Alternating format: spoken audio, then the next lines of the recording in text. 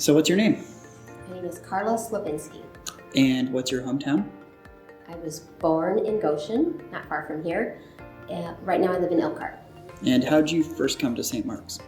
My parents were actually married in this church in 1959. Oh, wow. And my mom grew up as a child in this church. Okay. And your mom brought you? My parents brought us off and on as children. We also attended another Methodist church in Middlebury where my dad grew up. So sometimes we would attend this church and sometimes the other church. Okay. And then as adults, my parents pretty much just stayed with St. Mark's and I stayed here too. Got it. And just a couple icebreaker questions for us to get into it. What are some of your favorite pastimes or activities? Stuff that makes you lose track of time? Well, I have some TV programs I like to watch, and that is one thing that can take me away from other things. I do a lot of work at home, getting lessons prepared for my job for my students. Do you teach? I am a special education paraprofessional. Oh, really? In conference schools. Oh, really? That's cool. Mm-hmm. As far as the TV show goes, though, I watch a lot of comedy stuff. What's your genre of TV shows? Oh, lots of different ones. One of my favorites, of course, is the Hallmark Christmas movies. Oh, my word. I watch Okay, a lot yeah. of those. Yes. Record them if I'm not home and watch them. Right. But then I also like comedies as well. Mm-hmm. Usually family-based comedies Mm-hmm. with the stories all revolving around the family and the relationships and how funny sometimes those can be and how problems get resolved. Are you saying families can be complicated? On TV they are. No, just kidding. Say what? Yes, they can be. This is news to me. All right. And then, are you familiar with the concept of the Sabbath? Yes. When you're taking your Sabbath, what's one of the things that you can do that like instantly recharges your day, or that somebody can do for you? I enjoy to be home in the quiet and read. Mm-hmm. I go into a room where there's no TV on, or sometimes if something's in the oven cooking, I'll take that time to go into the family room and just sit in the quiet and read. Or I usually have a cat on my lap purring at the time, so those things are calming to me and uplifting. I call my sisters and talk to them. And watch a lot of basketball with my son. He records games, and then we'll watch them later. Okay. It might be a game from 5 years ago where some of his favorite players are playing, but we might rewatch it. Right. That's And you spending time with him, Yes. that's a recharging activity. Yeah, for sure. Of course, yeah. What are some of the contexts that you find yourself in? Are you familiar with the concept of people groups? Oh, sure. What are some of the people groups you're involved in? Family modes first. My neighbors, we have a very close-knit neighborhood. There's about 6 houses all together, like 3 on one side of the street and 3 on the other side of the street, that we are all very close and look out for each other and help each other with different things. We have some retired people that live around us, so my husband is always making sure that if they need something, maybe a small or home repair or even changing light bulbs that they can't reach or shoveling their lawn, he and Joseph, my son, do those things for them. And I also have a walking group of other ladies in the neighborhood that we all walk together. And that is my me time, where I can just, most of them are also work in the same school building that I work in, but we all live in the same neighborhood. oh wow, that's kind of like cool, and it's just like it's synergy. Got it. And so does that also become some of your like recharge time for your definitely. like? Okay, so everything just feeds into like you're a well-fed person as you give. You are also being fed at the same time. That's ideal. Okay. What are the stories? What are the narratives of those people groups that you find yourself in? Like, what do they tell themselves about life? I would say that all of the neighbors that we are close with are also Christians, and we have a similar faith. We might belong to different denominations of churches, but we all believe in the same God and in His plan for salvation, and that is uplifting. And we know that we can each lift each other up in prayer when needed, and we're there for each other. My neighbor across the street tragically lost her 17-year-old daughter, and we were all there for her, and it's been 5 years, but we still keep her in prayer and still talk about her daughter because that's important to her. You guys are part of a community and you're sharing the story. Of course, yeah. So I think all of us being Christians and loving and serving the same God is helpful. There's a common narrative. Right. Sorry, I get a little emotional sometimes. It's totally okay. And the gals that I walk with, there's two that I walk with more, but sometimes others in our neighborhood that are also teachers with us, they will sometimes join. But we all have the goal in mind of this next generation of kids and guiding them and teaching them and letting them know that sometimes we have to have lessons that aren't in the books, you know. There are lessons of life that sometimes they get transmitted life can knock you down, but there are still people there that care for you and love you and want the best for you and look out for you and sometimes provide for them. So we see the needs of the children that we teach with and have that community of help for them. And those are experiences they would learn no other way because they have to live through those and experience that community to know it exists. You can read that on paper, but to live through it, to have that provided for them is a whole other animal.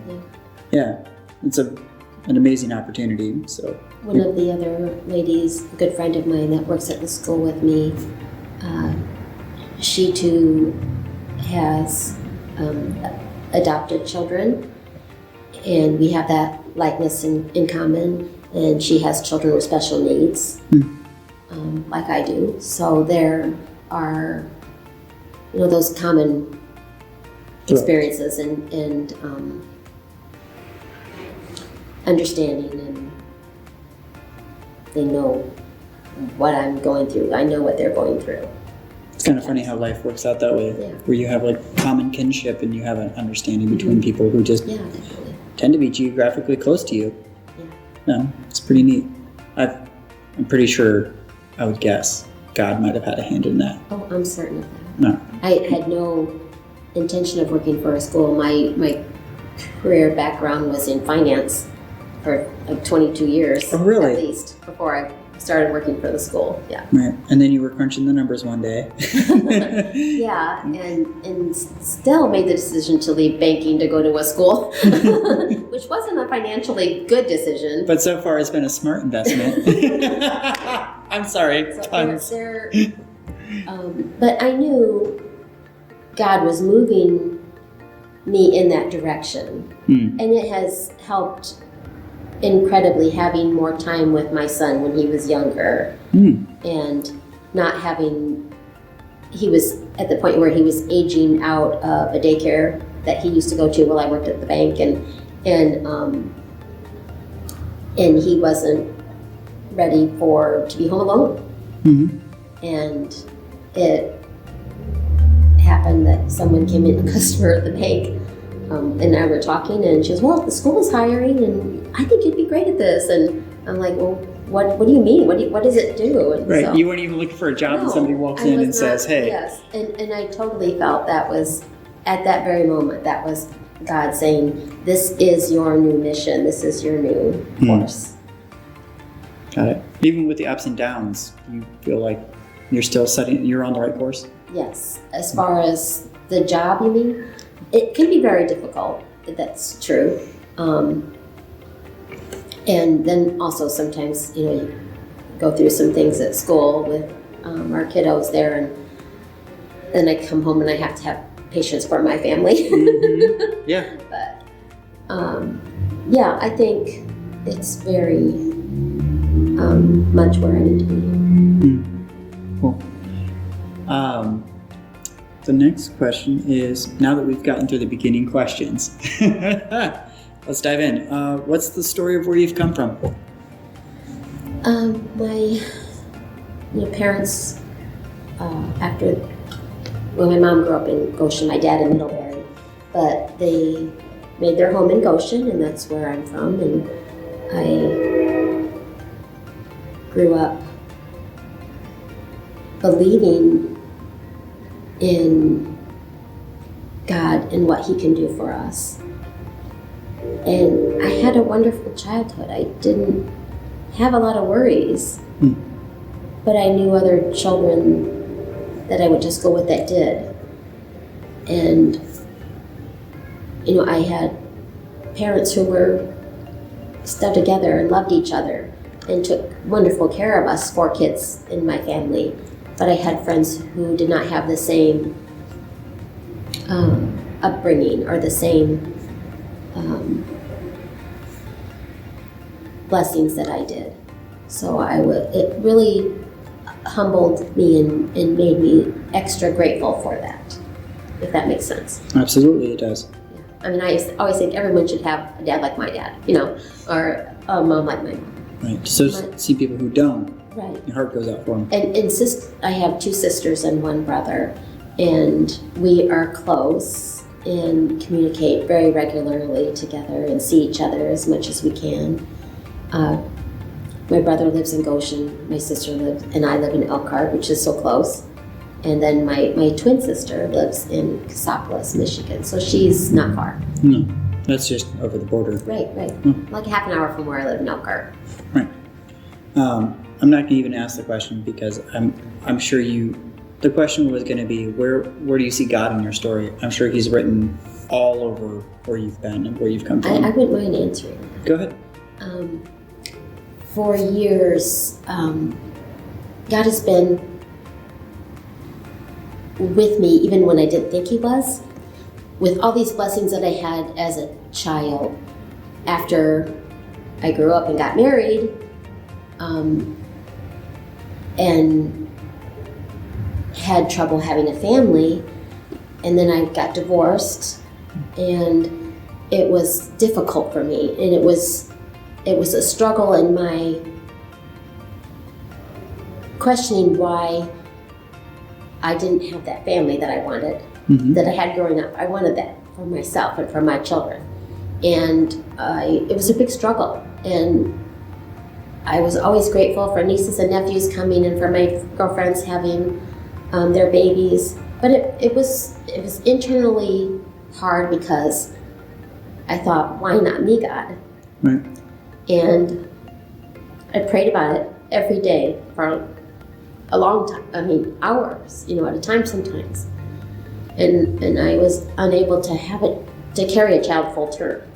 And I had lost 4 babies to miscarriage. That's rough.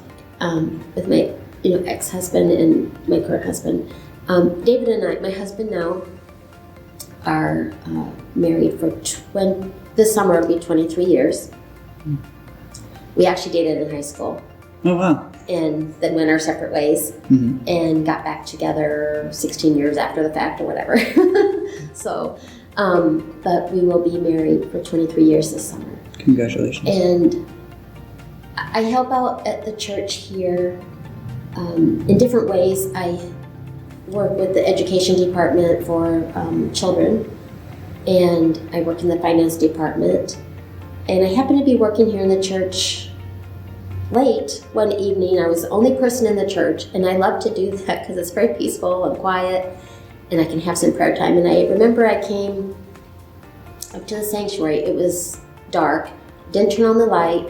I wanted to put a note on the podium for the next Sunday for the pastor to make an announcement about something. And I just knelt down at the altar behind me, to the left.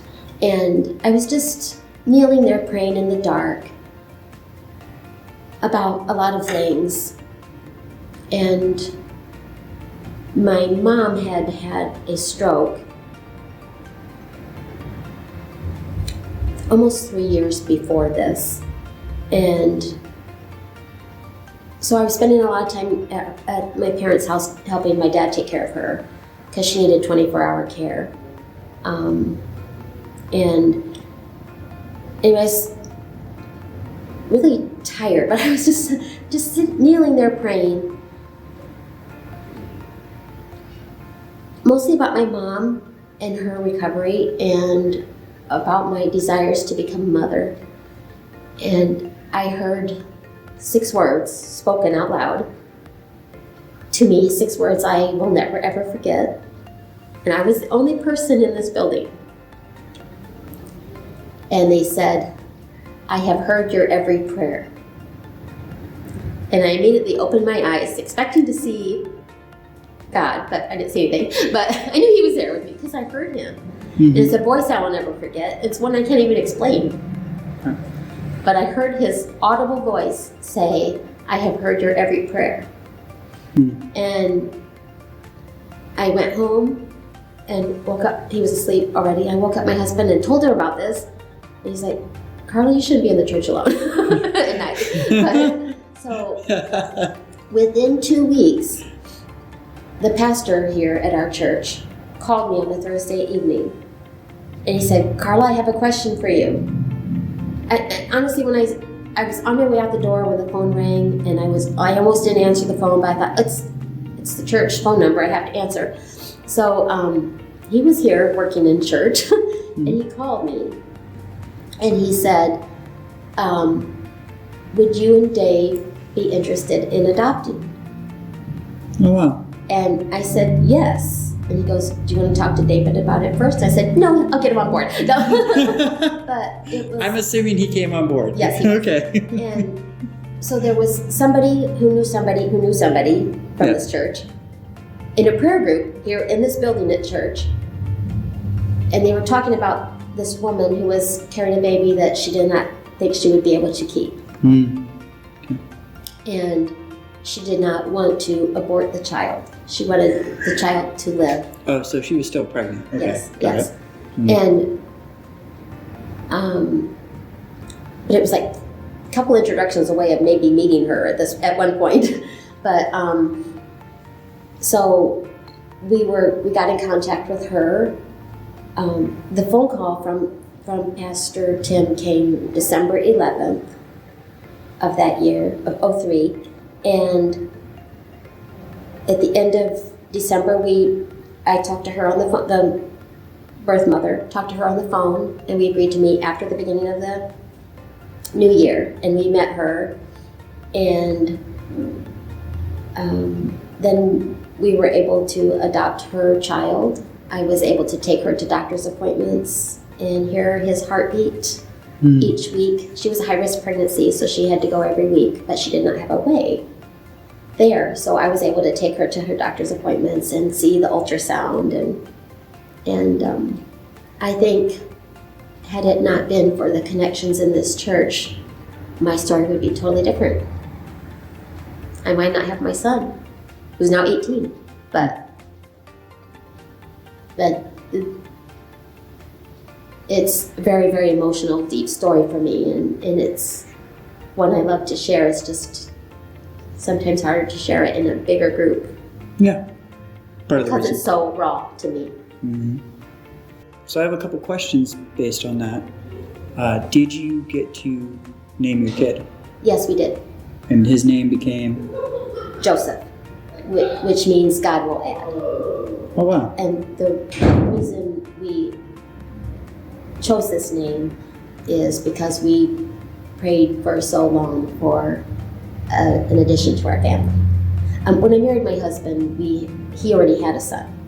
So I do have a stepson also, but we kept praying for our family to be increased. And the name Joseph means God will add. It's David that you married? Yes. Got it. Just wanted to clarify. I feel like we probably answered the next question a little bit already, but what's the story of where you are currently? Currently, I consider myself first a child of God and wanting to spread His message to other children, and a wife and a mom, and a daughter and a sister. And those are all the most important things in my life. A deeply connected family member who is also a missionary. Yes. Okay. Where do you think God is in your story currently? He is always with me.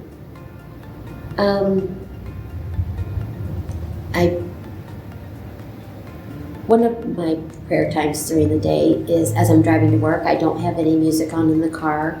I am praying then for the children I'm going to be working with. And there are some days working in special education where some kids will have very difficult days. Behaviors, sometimes more so than the academics. And when that is a day like that, there are many times when the children leave the classroom and they go to lunch or to specials like music or PE or something like that, I will sit at that child's desk and lay my hands on his desk and pray for that student while they are not in there.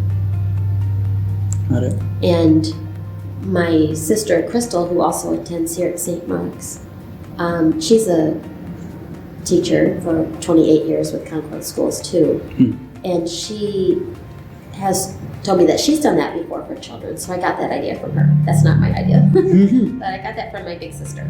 So I know she does that with praise over her desks of some of her students when they're having a hard day or something hard going on at home. And where's the story of where you want to go?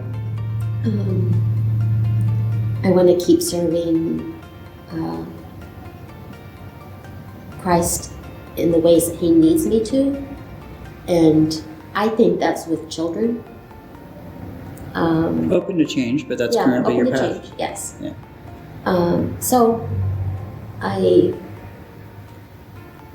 want to keep listening for His nudgings, because sometimes they're very clear and sometimes they're kind of subtle. So you have to be open up and wait. And I think my story of 14 years of infertility and going through different treatments and medications and things like that helps you become patient when you have to be, not because you want to be. I'm thinking of the story of Isaac and Rachel, I think Yes. is his wife, where when they did wait, they got Isaac. And he became a blessing to others. But it was a long wait. Abraham, Sarah. Yeah. Abraham and Sarah, sorry. I didn't have to wait till I was in my 80s for that. But Yeah. But I am an older mom, I think, when he was born, but in fact, some of Joseph's friends have grandparents my age, which is fun. But I think that maybe gave me more patience. I guess potentially that means your friends are trying to spoil Joseph, and you're like, no, this is the child, not the child's child. Yeah. Oh, I don't. He can be spoiled. He deserves it. Yeah. All right. So now for the fun questions. When you think about your story, those efforts where you've flowed and what God has for you, what do all of your efforts want to lead to? In other words, when God tells a story about you, when He brags about you, what do you want Him to say? That's a tough question because it's hard to brag about yourself, but I guess I would want, at a young age, I remember hearing the story about, and it might have been at a funeral, who knows, but, them saying, when you get to heaven, you want God to say, well done, faithful servant. And I don't know, that resonated with me as a child to, when not just the well done part, but the faithful servant. So we are here to serve Christ, and I hope that the Lord is happy with. What I'm hearing from you is, even if we don't do the well part, that we remain faithful. Yes. Yeah. I mean, I don't know what well done, faithful servant. Well done doesn't always mean success. Well done means you've tried and done your best. I hadn't thought of that. Yeah, well done doesn't mean everything I've touched has turned to gold, because that certainly hasn't happened. But well done means I've done my best, and I've tried my best. To be honest, that's something I needed to hear today. So, in a way that you didn't know. So I thank tell you. my students that at school. We just got done with the IREAD tests. Is a state mandatory testing for third graders. And some of them were having high anxiety over it. And I'm like, it's okay to make mistakes. That's where we know somebody needs help. That's where we know we can do better as teachers. Right. Maybe explaining something differently or better. So it's okay to make mistakes. It helps you, and it will help us become better teachers. Those tests don't guide. I would always tell the students that those state mandated tests in public schools, they don't measure that wonderful little human being, their empathy, their kindness. Right. It doesn't measure everything that goes into making a human being. Yeah. And some people forget that. And that's why I remind them. Right. When you imagine yourself 3 years from now, what stories do you think God will have told through you in the next 3 years? 3 years from now. It's an imaginary number. Yeah. I want him to say she kept on keeping on, doing what is asked of her. Okay. And what are the roadmaps? And by roadmaps, I mean like mentors, role models, stories, ideas, books, pop culture, whatever. Those roadmaps. What roadmaps have you been using for charting where God's taking you? Where are you drawing inspiration from? Mostly my parents and other individuals here in the church that helped me a lot when I was having struggles with things. I mentioned a couple, Karen Dittmers, Peggy Kahn, who are still members of the church, and some others that have already passed on to Maxine Dubs. Is one. Some other people who used to attend here that may not attend here anymore, whether they've moved on to a different church or moved out of the area. Some of those ladies that I sat with in Bible study and tried to get into the Word and make it real for us was really big in helping too. And but I would say mostly my parents and the women in this church that helped me over the years. Sat with me and prayed with me and laughed with me and cried with me. Kind of like you do in your neighborhood, just in this community. Yes, yeah, very much so. And going back once more to where you've been, what are some of the ways you've been involved with God's mission? What are some of the ways you've served? What are some of the lives you've touched? Obviously, you have your entire ministry as far as what you do for work and the neighborhood. But if I were to speak about specifically in the church community, what are the ways? In our church community, first I would say working with the education department at the church. I know that you run the Sunday morning children's chat. Yes, I do the children's chat each Sunday morning. For maybe 25 or more years, taught a Sunday school classroom. And I really love the fact that we're getting more children coming to church again. We stopped doing the children's Sunday school classroom. Sadly, when the year COVID kind of sent everybody home, and we were trying to be distant, so we didn't have those. So my goal would be to get that started again at some point. Okay. With more children coming back into the church and having a Sunday school classroom for them again. We did like a one-room schoolhouse type theme where we had kids from like kindergarten through maybe 5th grade all in the same room with a couple adults, 2 or 3 adults, kind of doing little breakout stuff, but in the same room. And we learned the same lesson and but delved more into it a little bit with the older kids. So that is one thing I'd love to start doing again. I also serve on the financial committee. I help with counting the weekly offerings and making deposits. Okay. So if I need a little extra cash. You can pray for that. Okay, cool. Well practiced response. So, yep, there's... I have a question for you. I helped with the women's group when we used to have United Methodist Women doing luncheons, and I've helped with making food for funeral dinners and here at the church. Your children's chat on Sunday mornings seems to always be tied to the service, like what Pastor Tony's going to preach about. We don't plan that. You don't? No. Sometimes I'll go back and sit back in the pew to listen to the sermon, and I'm like, oh wow, what a God moment. I did not know he was going to talk about that. Wow. No, we never. You don't like have a meeting before? Never. One time I asked him, what are you preaching on next Sunday? Really? And I think only one time I've ever asked him that. That is so insane. I mean, the number of times I thought your theme for the children sets up the story. Yeah, it's like... I'm the opening act. You're an opening act? Yeah. Yeah, I've heard some of your jokes. You set them up, and then Tony fails to knock them down. I like to make fun of Tony. Yeah, final question. If you had unlimited time and resources, what would be the thing you would want to go build or serve in or do? What's your vision? What are you passionate about? What do you have a heart for? Getting more connection with the community around this church building. You speak specifically of the community of Goshen and our neighbors. This north side neighborhood that our church is in. Sure.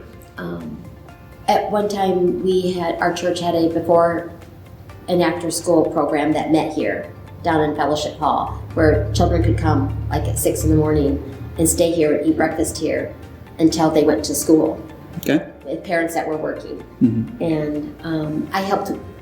It's been a few years since that's been running, but I would come and help in the mornings, sometimes before going into my job. And that was always neat to meet the new children, that I might not have ever got to meet.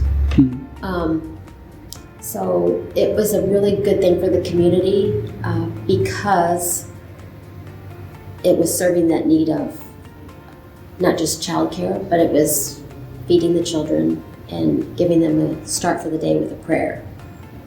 And so I think of the children in this community, we have some green space outside our church that there's really nothing on it right now. And I think one thing that might be beneficial to our community is having like a pavilion? Kind of like a peaceful garden area, maybe with a gazebo or a pavilion that could be used for community, not just for the people at the church. Don't put fences around it so they can't get in. Let it be open for the church community. Maybe a neighbor who wanted to have a little birthday party over there. And there would maybe a picnic table and some flowers, like a little flower prayer garden, meditation area. And it's not necessarily controlled by who uses it when, but my immediate reaction is like wedding photos in a gazebo. That would be really cool. Yeah. But I think that space is something that would serve people in our church too, like for wedding photos, and also our community.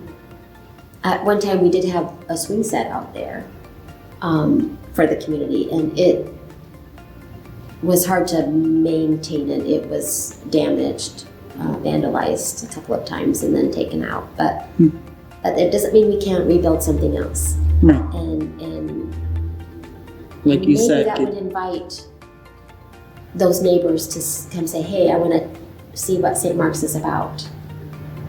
They're doing something for us." and like you said, with your ministry, what you do for your job, it's like you're going to have your highs and lows, but you're still pretty sure that you're staying the course and you're doing exactly what you want to do. So even if a swing set gets vandalized or taken out, or there are highs and lows with trying to help the community, we're here for the community.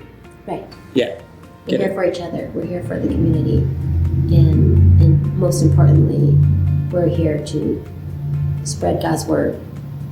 And that's why in my children's chat, I always read a Bible verse. I don't just say a children's story about being kind and loving everybody, which sometimes I do talk about that, but I always put a Bible verse in it. Mm-hmm. This is now a question that you have the chance to answer if you want. Is there anything else you would like to add? I would like to add, I have been truly blessed by this church and the people in it. Because church just isn't the building. Church is the people in it. It's everyone, from the pastor and somebody playing the organ and somebody singing or somebody doing a children's chat. It's every person down to maybe the first time you walk into this building. The church is the people in it. And I feel like our church is very welcome to newcomers and to accepting you as you are. Come just as you are, like the song says. And that's where you need to be. Come where you are to Christ. Church isn't for the people already saved or the perfect people. Church is for imperfect people. Church is for people waiting to be saved. Church is for everyone. And this is something we all do every day. We die to self every day. We need constant salvation. Exactly. Yeah. Mm. And I think St. Mark's does a good job of being the church. Not being a church, but being the church for people. There's a difference.